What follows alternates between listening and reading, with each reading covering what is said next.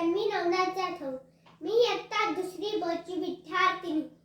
आदरणीय मुख्याध्यापक, शिक्षिका व पालक आणि माझ्या प्रिय मैत्रिणींनो, सर्वांना स्वातंत्र्य दिनाच्या हार्दिक हार्दिक शुभेच्छा. आज आहे 15 ऑगस्ट, म्हणजे आपल्या प्रिय भारत देशाचा स्वातंत्र्य दिन.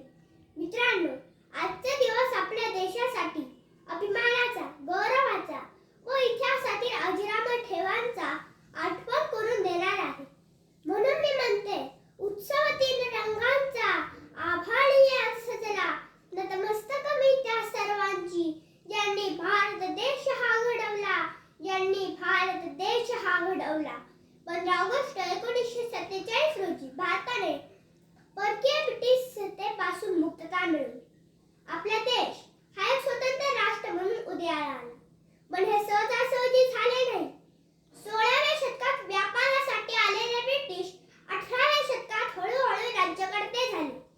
त्यांच्या अन्यायी जुलमी धोरणाविरुद्ध 1857 रोजी नानासाहेब पेशवे, तात्या टोपे, झाशीची राणी लक्ष्मीबाई यांनी प्रतिकार केला, पण त्यात त्यांना अपयश आले. 1857 बंडाचा वर्ष, गुलामीवर उठला पहिला हर्ष. मंगल पांडे, झाशीची राणी, शूरांनी लिहिली स्वातंत्र्याची कहाणी, शूरांनी लिहिली स्वातंत्र्याची कहाणी. आपल्या देशातील सुशिक्षित, शहाण्या व समजदार लोकांनी राष्ट्रसभेची स्थापना केली. याच काळात महात्मा फुले यांनी भारतीय समाजावरची वर्णव्यवस्था, गुलामगिरी व रूढी परंपरांचा प्रभाव यावर पोलखोल केली.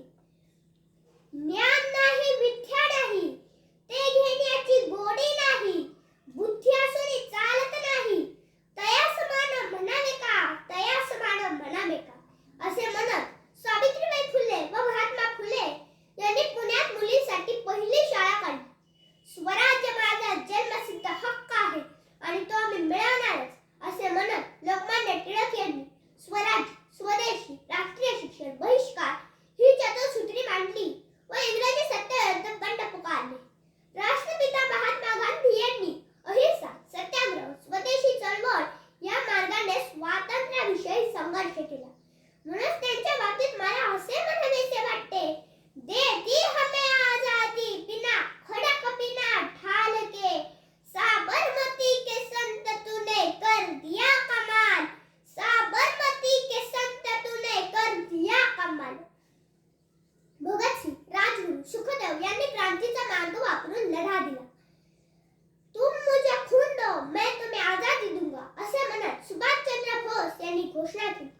21व्या शतकातील आजचा भारत हा तिसरी महासत्ता म्हणून जगात ओळखला जाऊ लागला आहे. अनेक स्वातंत्र्य सैनिकांच्या त्यागामुळे व बलिदानामुळे आपला देश स्वतंत्र झाला. जल, स्थळ, नभ या क्षेत्रातील भारत जगात नाव कमावत आहे. इस्रो ही संस्था आता मंगलयान, चंद्रयान यामुळे जगात ओळखली जाऊ लागली आहे. चंद्रावर पाणी आहे हा शोध देखील आपल्याच भारताने लावलेला आहे. आता सूर्यावर देखील आदित्ययान पाठवण्यात आलेले आहे. शेती, शिक्षण, आरोग्य या क्षेत्रातील भारतातील तरुण वर्ग जगात धडाडी मारत आहे. आपण या स्वातंत्र्यासाठी आपल्याच पूर्वजांनी दिलेले बलिदान व त्याग याची किंमत आपण राखली पाहिजे. कोणीतरी आपल्या स्वातंत्र्यासाठी त्याग व बलिदान दिला याची आपण जाणीव ठेवली पाहिजे.